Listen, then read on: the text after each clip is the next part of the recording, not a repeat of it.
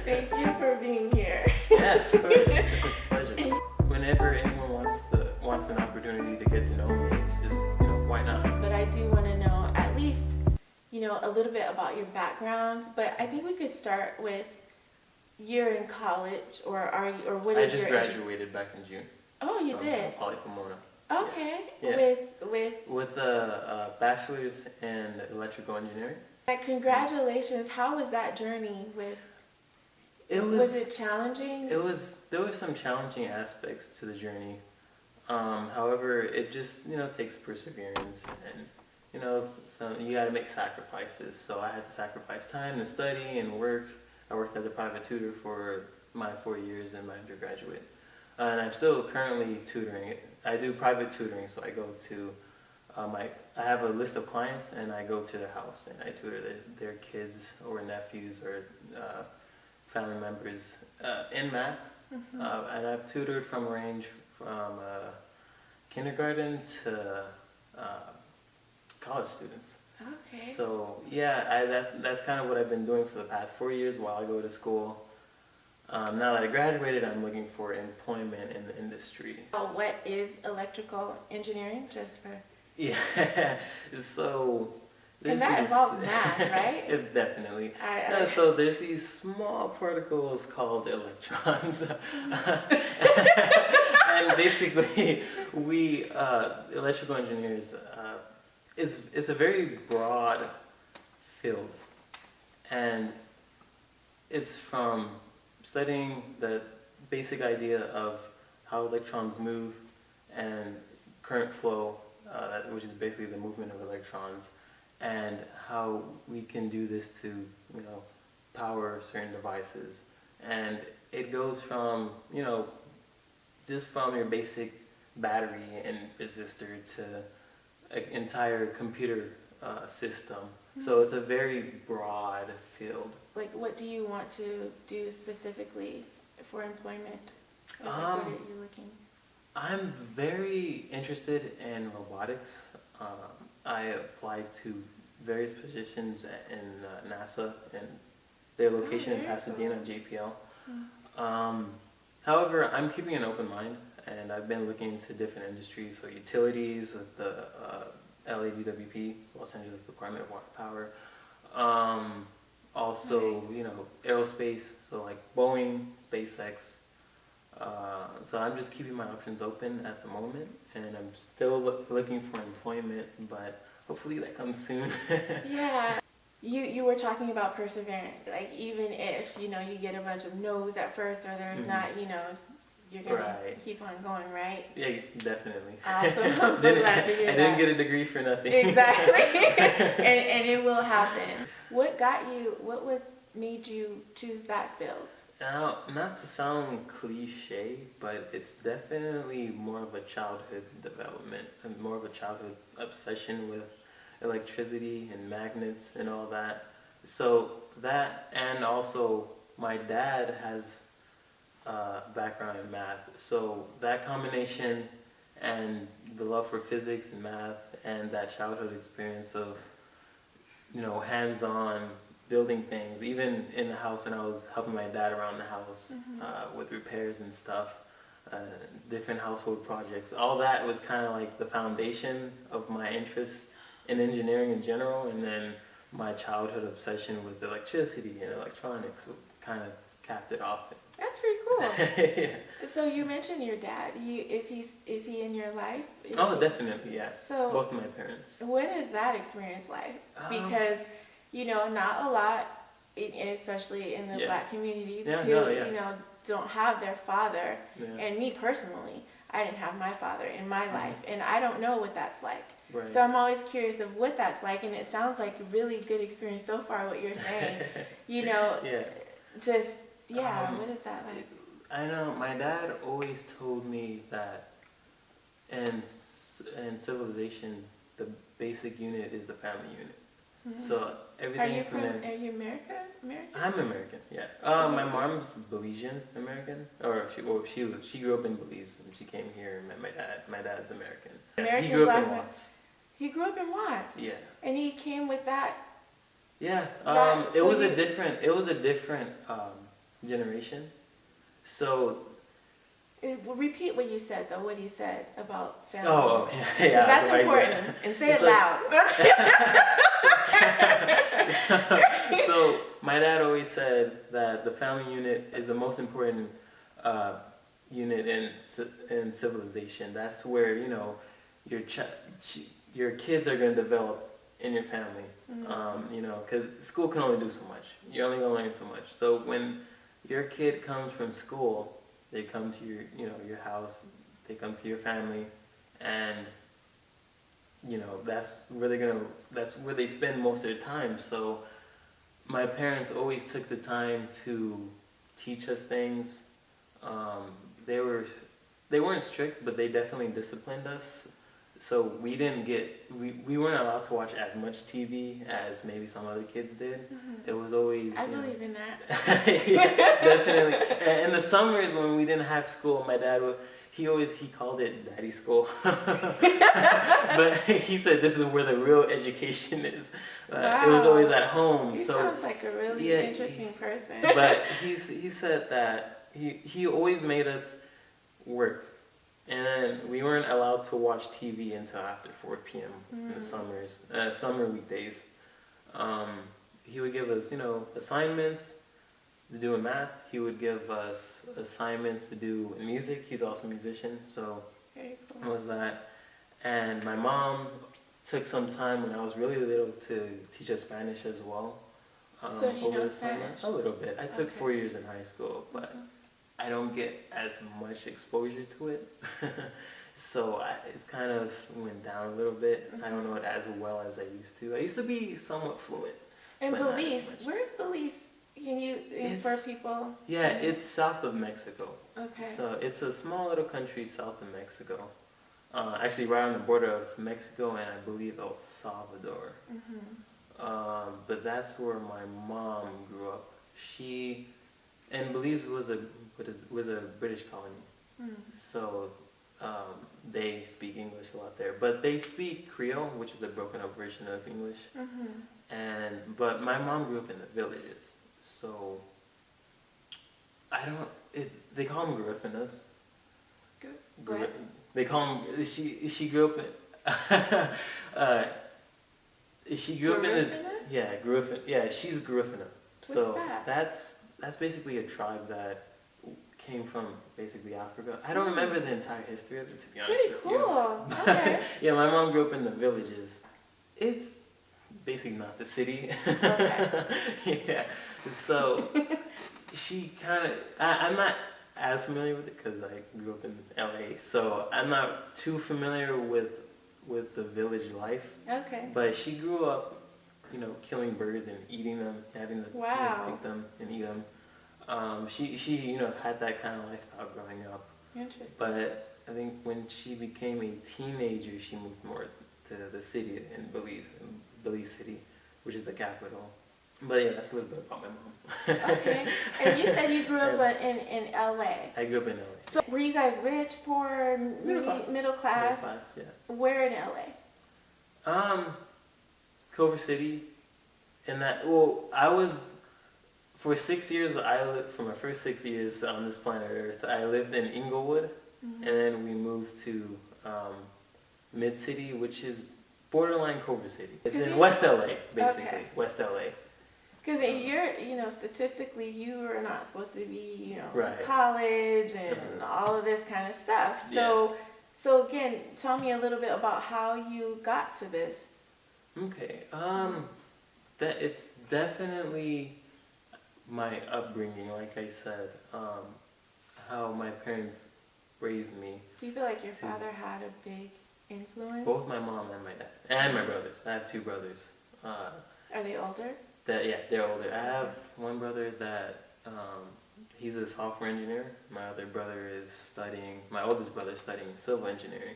I think he has 1 more year of college left. Mm-hmm. So we're all doing something that's with a pretty big mathematical background in engineering and computer science. But it was definitely my upbringing that helped me get through college, get through high school. So you saw kind of firsthand, or even experienced what your dad said was important, that family unit between your mom and dad raising you guys. Definitely. So it was kind of magnified. Yeah. Yeah, that's cool. Yeah. So how do you view family?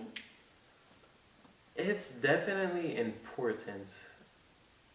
And I say that because in the development of your childhood, I think that's where you're gonna learn a lot of new things. And throughout life you learn a lot of things. Mm-hmm. But I think that initial discipline, it takes you a long ways, because if not watching much TV is what you know most of your life, then you're probably not going to you're going to tend to probably be a little more productive if you're raised to do work, to take initiative, do chores and stuff. Mm-hmm. So that's the kind of value system that I was raised upon. And it's not like I never watched TV. I mean, I have a Netflix account. but you limit. It's definitely more of a limit, yeah. Mm-hmm. A lot of people I notice, they do binge watching, which for me it's like, I'm not the type of person to say don't do that, it's not good for you. Mm-hmm. No, like, it's just my idea. I'm not gonna press it on someone. If you want to do it, do your thing. But for me personally, it's more about, okay, what can I do today to kind of benefit me for the rest of my life, essentially. That's awesome thinking. Where did you get that thinking from? Upbringing. But when you're raised in a certain way, then you tend to think upon those lines. Yeah. Yeah. So what would you say for the many people that don't have the upbringing, that you had, like what advice or what insight do you have that maybe would help? Yeah, I've met people from different backgrounds in terms of income level, and whether they have divorced parents or they have trouble at home. I know my parents. My mom, of course, like I said, she grew up in the villages, but it was a hard, it wasn't an easy living. Same thing with my dad. He grew up back in the 60s when all of those things were going on with the social movements and the civil rights movement. And so my dad didn't necessarily grow up in a rich background either. But I think one of the most important things I learned in college, and one thing that I'll take from college going forward, is one of the most important things you can do in life is network. It's about building your support network. And that doesn't just have to be your family, but it's anyone you know. Basically anyone you meet. That's a good tip for people. You want to surround yourself with positive people. And that's why I have friends like, Uriah. He's one of the most positive guys I've ever met. He is pretty positive. Denise, my girlfriend, she's very enthusiastic and positive, and as you may know, she's going to a PhD program. So it's about surrounding yourself with people that are going in a positive direction. I think that's what the key is. Well, what do you think? I think those are absolutely great suggestions and great advice for those people who maybe are in the ghetto or in low income communities that don't have people like that around them. Is it an excuse? Not that you would be judging, but what is your your idea? How can they, what would you be able to? Yeah, so in this civilization that we have now, it's a different kind of poverty. It's more of a poverty of the mind rather than poverty of just income. Mm-hmm. Because I'll probably keep bringing this back up. My dad, he always tells me that in the 50s and 60s when they were poor, but the neighborhood was poor, but it was clean. Like the neighborhood was clean. It wasn't trashy. It was, people dressed up nicely still. Interesting. Whereas now, you go to the ghetto, it's trash everywhere, beaten down cars, graffiti everywhere. So it's more of a mental mental poverty of the mind. Well, how old is your dad? He's 65. 65. So turning 65 in November. Okay. Yeah. I was just I was getting an idea because I interviewed a woman around that age, I believe, and actually my brother's mother, and she was saying something similar to what you're saying. Yeah. You know, as far as like the community, the black community, and how it was, you know, back then. Yeah. Yeah. And to answer your question, though, I don't think it's necessarily just an excuse that, okay, they grew up in the ghetto with, you know, around probably not the best people. The key is to be able to, as much as possible, change your environment, or not change your physical environment, but being in an environment where you can grow. The problem that I think it is that they don't have those people in the ghetto and people that are just poor in general. They don't have access to higher education because they don't really have the money for it, or because they have to work instead of go to school so they can support themselves or their families or whatever the case may be. So it's definitely an unfortunate situation, but I think if you, like I said, persistence is also key. So if you just try to put yourself out there, try to push yourself to and make good decisions from when you're young, or I mean, however old you are, you can still make a better life for yourself. Mm-hmm. The problem is that I don't think it's about the mindset, and if you can't get that mindset, then it's hard to just sit there and just say, okay, I'm gonna push myself now. Right. You need some kind of support, some kind of support system, and that's where it gets really challenging, because you can. I'm not necessarily the type of I help people, but I'm not the type of person that's gonna go out and try to save the world, because it's just, to me, it just seems unrealistic for one person to just do that. But if you have, I mean, you look at all these celebrities, athletes, black athletes, or black singers, or artists. I think if there was more of a mainstream, you know, we have all this money, so let's put it into helping the black community. If we had something like that, it would be a lot better. I agree. And I think the problem is the culture here in American society, is that it's all about the money, how much money you get, and about the bling bling and all this stuff. So I'm gonna switch gears just a little bit and talk about your views on women nowadays. Let's start out with this.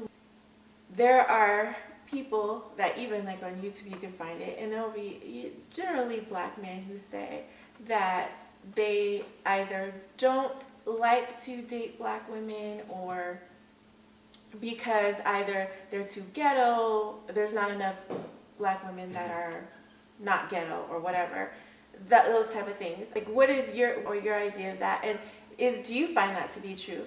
And what is ghetto first? Actually, define ghetto, or what you think that's one of those terms where I feel like it was racially.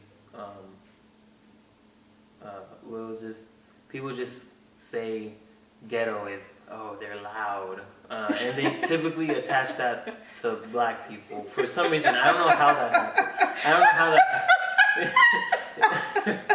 I don't know how that happened. I honestly don't know what it even means. I rarely use the term. I may use it jokingly, but I won't actually because actually it's funny, because I know one time me and Denise and her sister, we were out eating breakfast, and there was this big table of of white people, and they were all white girls. I don't know if it was someone's birthday party. I think it was someone's birthday party. Anyways, they were being really loud. And I commented to Denise, I'm like, if those are black people, they would be calling us ghetto. So I feel like that's definitely, that term has been attached to black people for whatever reason. but I don't know what the actual definition of it is. I don't know what people say it is. I haven't really cared enough to really look it up. So I feel like, yeah, I don't know. To answer your question, I'm not really sure what it means. But in terms of how I look at relationships, because it's funny because I never really looked into it as, oh, what kind of race do I want to date? It was never really like that. It was never like, oh, I don't want to date a black, or I don't want to date a Latino or a white girl. It was never, I never really thought of it as that. Mm-hmm. It was just, who is the person? And if we have a good connection, then, I mean, why not be in a relationship with that person? Because I think at the end of the day, when you look at a romantic relationship, it's really more of, at least the relationship me and Venice have, it's definitely more along the lines of a friendship, because we were friends for 2 years before we actually started dating. So I always look at it as how you see the person, how you get along with that person, and how you guys just interact. So it was, for me, it was never really a race thing or an ethnic thing. That's awesome that you guys are friends for so long. Yeah. And built that foundation. Yeah. Friendship first. With what you're saying, mm-hmm. You're making me think of other questions, which is just in your thinking as a guy. A lot of guys talk about the whole physical attributes of women, right. And it's like, it's a lot of that, and a lot of just sexuality behind mm-hmm. who a woman is, and that's the most right. important thing to a guy, is just how they look and is that something that's important to you, or how do you? I mean, to some extent, I won't lie, to some extent it is important, but you can have a girlfriend that's a model, but what are you going to talk about? Mm-hmm. How are you guys going to interact? At the end of the day, I think it comes down to that, is how do you interact with that person? I think that definitely, for me, outshines just how the person looks, or what kind of, what their physique is like. Or, because you never know, when you get older, maybe that person might, they may lose it, mm-hmm. So it may not always be that precious, whatever the physical thing is, it may not always be there. So for me, I'm just looking more long term. How do I get along with this person? Do I like this person? I like how she looks? Of course I like how she looks. So, Venice, I like how she looks. I like her personality. So it works. Okay. I like that. How do you feel about, or what is cheating? Because, mm-hmm. even males have that stigma that they cheat. Yeah, cheating, for me, it crosses the line when you start acting upon certain maybe fantasies that you may have. Like, I don't know, if you see a girl that's like, okay, you're in a relationship, but you see another girl, it's like, okay, she's cute. Okay, now, if that alone isn't that. But once you start sending her text messages about, sending her, what do you call it, intimate text messages, mm-hmm. or, something like that, when you start acting upon, like, that kind of fantasy, then it's starting to cross the line. It's starting to cross the line of, because there's sort of a fine line of what is cheating, what's not. But for me, it's just about your intentions. What are you trying to do, or why are you saying these things to this person? What are you trying to achieve? So what do you think about the whole men cheat? Do you think that, because some people kind of like brush it over like, well, they're men, so that's what men do. Do you believe in that? Like, that men are kind of like, they can't help it? For me, it's like, it's one of those things where it's like, how can you not help? For me, it's like, okay, if you see a girl and she's cute, because it's happening, like, okay, she's cute, but like, I'm not gonna go up to her and start trying to get her number and stuff. It's like, okay, but I'm with someone else. Like, I'd rather be with this person. There's not really much for me to say that's like if you're, especially if you're in a good relationship. Mm-hmm. If you're maybe in not a healthy relationship, you may start looking at other people. And I think that's kind of a sign that if that person's really looking for someone else, then it's probably not the best to be in that relationship. Because when you start cheating and doing other stuff, sneaky stuff with people, it's just a game, and it's not like a waste of time. Yeah. How old are you? I am 22. 22. Yeah. You're very well grounded. I think it's awesome. Yeah, thank you. Yeah, you're welcome. I wanted to say too that when you mentioned that you and Venice would be pretty much going into a long distance relationship, mm-hmm. I think that that's very commendable of both of you. It's mature because you're not letting your relationship hold you back from doing what it is. One of the things I told her is, you apply anywhere you want. Don't let me like stranglehold you down to LA mm-hmm. or anywhere like that. But the way I see it, it's like an investment to your future. So she's going to go get her PhD, and it's going to be like a 5 to 6 year program, more than likely 5, while I work. And I told her, I have no intentions of meeting anyone else, because it's like, I'm probably never going to get this kind of relationship anywhere else. Mm-hmm. So it's like an investment, you know, mm-hmm. you put time into it, and by the time she's done and has a job that's probably going to be twice my salary, which honestly I have no problem with that, especially if you have a PhD. Yeah. But it's like an investment to your future. Hopefully it inspires somebody out there. Yeah. But I want to just ask you, well, we're talking about inspiring. What inspires you? What inspires me?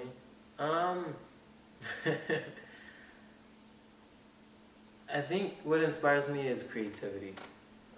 Just being able to, and that's part of engineering actually, creating something new or doing something that's just exciting. Mm-hmm. Looking forward to the future is kind of inspiring.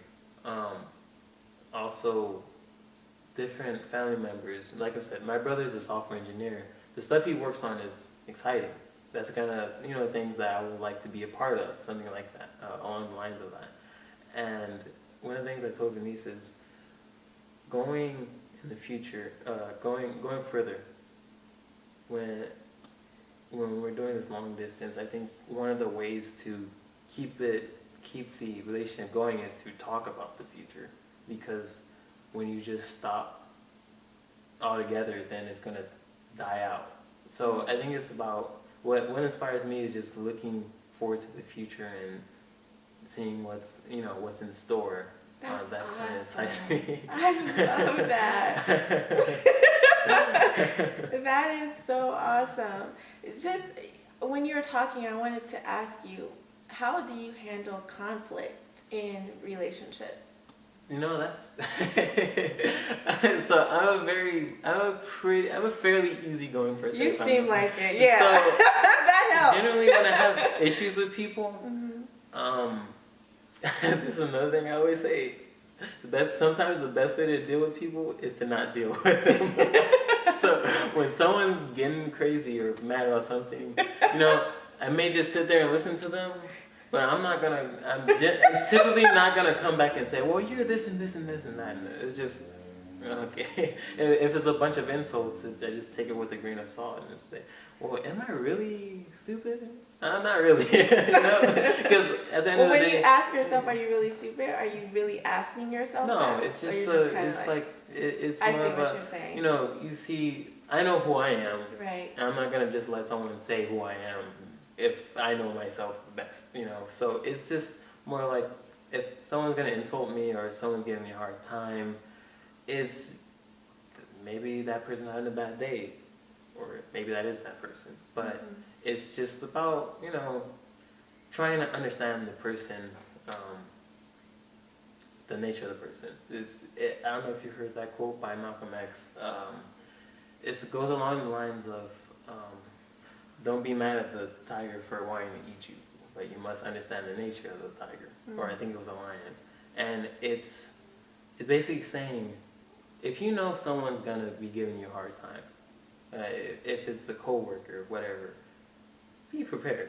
You know how that person is. That doesn't mean that you have to come back and say something or do something to make matters worse. Just know, okay, this person has a chip on their shoulder.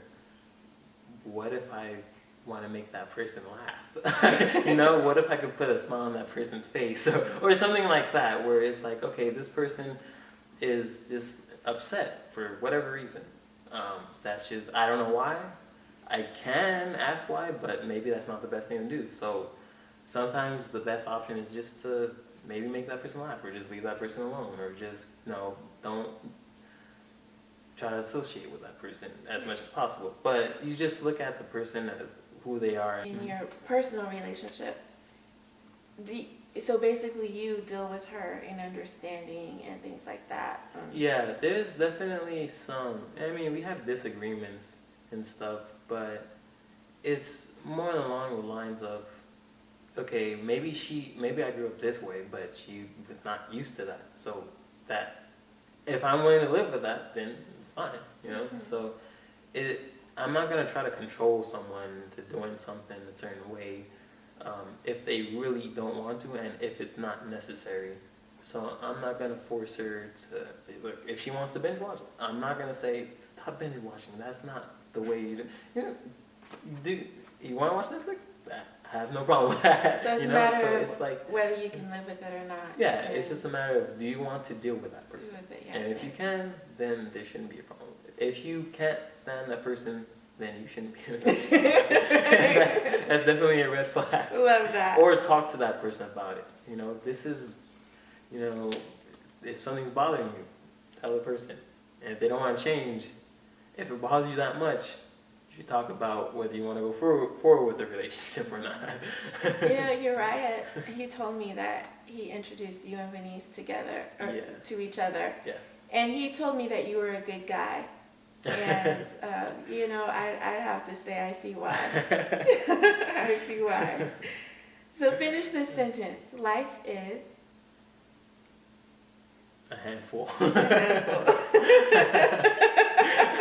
Well, that is an unexpected answer based off of why do you say that? There's a lot of unexpected things that happen. But like I said, it's just about being positive and trying to move forward. Mm-hmm. But it's things like, for me personally, it's one of the things is finding employment. What jobs are open. Electrical engineering is a very competitive field. So after graduating, and I've been waiting for a job position for about a little over 2 months. So sometimes it's a little stressful. Why aren't these companies getting back to me? Or it's, I interviewed here, why haven't they, said something? But it's about learning from your mistakes. So I've been through a couple of interviews, and, you look back on it and you say, okay, maybe I can change, maybe I can approach it differently. And definitely, I've been able to learn from a lot of, phone screenings and things for different companies, saying, okay, maybe when they ask, what do you want to do in the future? Talk about management. Talk about how you can lead a team, instead of saying specifically, oh, I want to do computer vision, all this stuff. Mm-hmm. Being more broad and more, you want to think more long term, instead of just, oh, what do you want to do now? Is think more long term. So, it's just a learning experience for me. That's how I see it. Mm-hmm. But it's a handful in the sense that it's stressful. How do you define success? It's just about achieving your goals and having a strong support network. I think that's what defines a successful person. Okay. All right. What is the one thing you've learned in the past 30 days? So relationship-wise, and maybe this may not be in the past 3 days, but definitely it's that it takes a good amount of time if you to sustain a good personal relationship, especially a romantic one. It's been a lot about learning about myself and understanding what I want to do in the future, career-wise, relationship-wise, project-wise, all that stuff. And you mentioned that the heavy commitment that it takes to put into a relationship. Yeah. With that being said, what do you think, in your experience with knowing that, is the best age to enter into a relationship with that responsibility? And I know it's kind of, because, I say that, like, there's kids now in elementary school, in middle school, you know what I'm saying? Let's go middle school, high school, who get into these heavy relationships, and they make these commitments to these, to people. They're having sex, or that type of thing. Yeah. What would be your advice, knowing what you know, and even with your mindset? Because some people need to know, reach a different level mindset. How would you? What would be your? Well, to answer, so my advice would be, always know what you want to do in, years down the line. So maybe 5 years, it doesn't have to be 40 years or anything like that, but 5 years at least down the line and it doesn't have to be super specific, it could just be more broad. Where do you see yourself in 5 years? That's the first thing I'd ask that person, or give that advice is, what do you want to do in the next 5 years? And because if you fail to plan, then you plan to fail, right? So it's about planning what you want. Is when I started dating Denise, it was the middle of our junior year in college.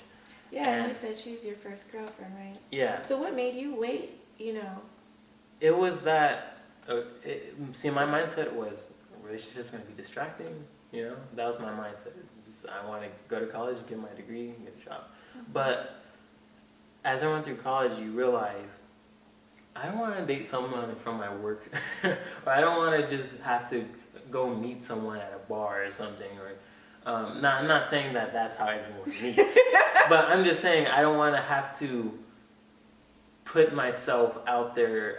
In other words, I don't want to have to go through, all the obstacles when there's someone there in college waiting for me. You know what I mean?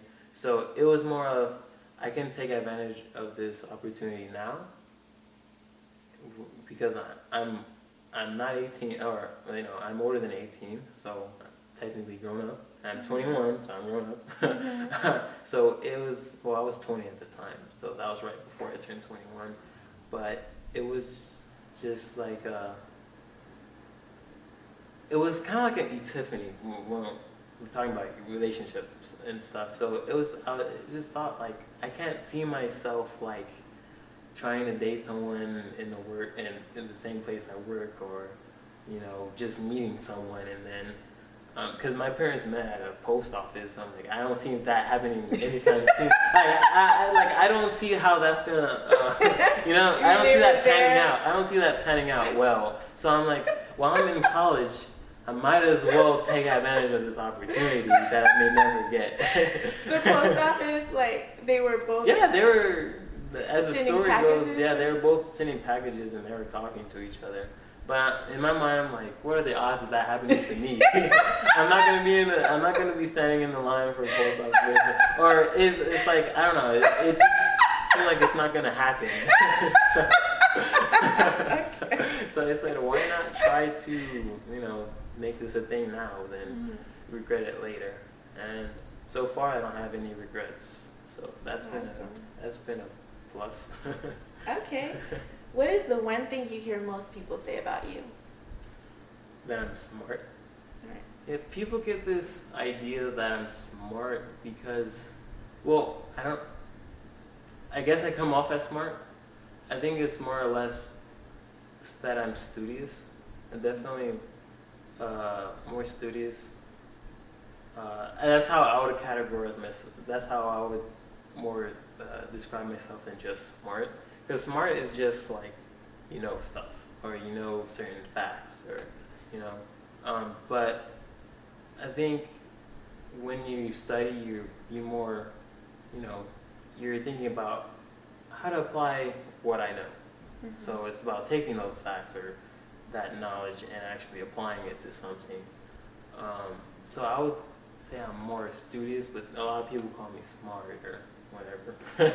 Got it. you know, you're right. Has that same kind of.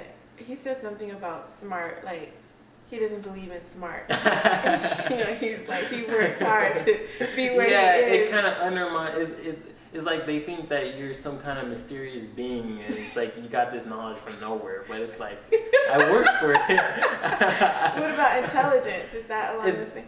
I would say intelligence is more of in line with what I was describing. Okay. So, yeah, he kind of feels the same way. Very interesting. All right. What is a goal or project you're working on? I'm actually, so in my free time that I have, I've been doing like a lot of Android development, and I don't know if you've heard this this new kind of tech thing called Internet of Things, basically where your refrigerator or, you know, simple daily devices can communicate through the internet. Mm-hmm. So I've kind of been working with something like that, and I've been actually working on this robot project where I build the system that can be controlled from my smartphone. So that's kind of one of the cool things I'm doing right now in my free time. Very And cool. that's actually one of the things I like to do in my free time is build stuff. So you could invent something. I can. You could possibly be an inventor yes. of something awesome. I look forward to it. But yeah, that's one of the cool things or projects that I'm doing right now. Okay. Answer your question. How do you invest in you? How do I invest in me? Those projects. Things like that. Just taking the time out of my day to further my knowledge and my, you know, learning how to do different things. Also, I love that. Keeping track of your finances. That's important, especially in this society where you're just getting feed to death. I noticed as soon as I turned 21, every corner I turn, there's just a fee everywhere. It's just everything. Everything's a fee. Death? Everything's You're getting feed to death. This is fees for like weird stuff. Like I don't know. it's you're getting feed to death, so you have to keep track of your finances and what you're putting money into and all that stuff. I love that. Feed to death. All right. How how have you invested in the community or in others? Well, you did mention you do private tutoring. Yeah, I would say that's my main way of investing in the community. How do you conquer your fears? By actually going out and doing what I'm afraid of. Okay. Actually, it's funny because me, Uriah, Denise, and a couple other friends went to hike Mount Baldy. And I was terrified because actually my biggest fear is heights. Okay. That was terrifying. But at the same time, those terrifying experiences, they become good stories. So you could say, yeah, I hiked Mount Baldy. Yeah. You know? And how did it feel after? It felt good after. Well, afterwards, I was, thank God that's over. What's the last book you've read? The last book, actually, I'm in the middle of reading a book called Secrets for Black Businesses. So yeah, one of my goals is to actually establish a business, and it's more than likely going to be tech related, but that's kind of one of the things I want to do down the line in my career is actually just start my own business. How did you find out about that book? My brother had that book. He said he recommended it and Okay. gave it to me. It's his book, so but he let me borrow it. All right, so we're almost finished. I'd just like to ask you to give a shout out. Shout out to my parents, Marvin and Elliot. Shout out to my brothers Benjamin and Christopher Evans. Yeah, they've definitely been a huge part of my life. I can't say that. I think each of them have actually made a sacrifice for me at some point in their life, so I'm definitely very grateful for that. That's awesome. Yeah. Awesome. And can you state an affirmation? I am proud of the man that I am today. All right, awesome. And then make a declaration of something that you're going to do in the future that you declare. I declare. Yeah. Okay. I declare that in the future I will have my own business and that I will be a successful engineer. Wow, I love it.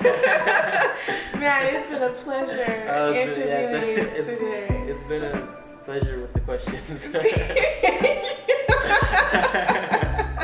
Well, thank you for being here. Thank you for being spontaneous and doing this and being on my show. Yes, thank you for watching. Goodbye. Thank you so much.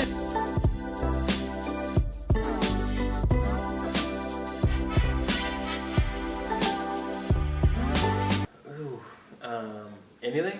Anything. That's a hard one.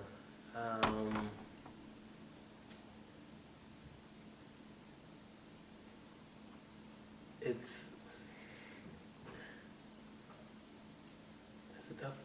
Can't think of anything? I can't think of anything on the spot. Yeah, of course. How'd you feel? Oh, it was pretty good, pretty smooth. I actually forgot to drink water.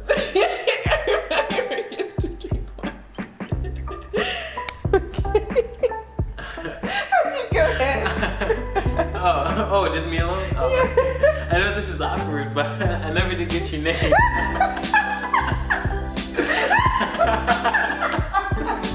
It's Jeania. Jeania, yes. Okay. Yeah, sorry about that. It's my fault. Because, when we came in, you were, dealing with the camera. Yeah. It just seemed like a weird time to ask. It's quite okay.